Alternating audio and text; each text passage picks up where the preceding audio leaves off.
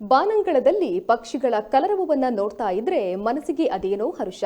ಮುಗ್ಧ ಪಕ್ಷಿಗಳ ಪ್ರಪಂಚವೇ ಹಾಗೆ ಸ್ವಚ್ಛಂದವಾಗಿ ಹಾರಾಡ್ತಾ ಇರುತ್ತೆ. ನೋಡುಗರಿಗೆ ಹರ್ಷವನ್ನ ನೀಡುತ್ತಾ ತಮ್ಮ ಲೋಕದಲ್ಲಿ ತೇಲಾಡ್ತಾ ಇರುತ್ತೆ. ಇದೀಗ ಪುತ್ತೂರಿನಲ್ಲಿ ಪಕ್ಷಿಗಳ ಲೋಕ ತೆರೆದುಕೊಂಡಿದ್ದು ಹತ್ತೂರಿನ ಜನತೆಗೆ ಮುದ ನೀಡ್ತಾ ಇದೆ.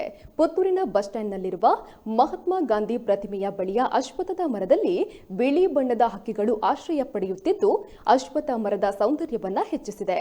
ಈ ಅಪರೂಪದ ಕ್ಷಣವನ್ನು ನೋಡಲು ನುಸುಕಿನ ಜಾವದಲ್ಲಿ ನೂರಾರು ಮಂದಿ ಆಗಮಿಸುತ್ತಿದ್ದಾರೆ.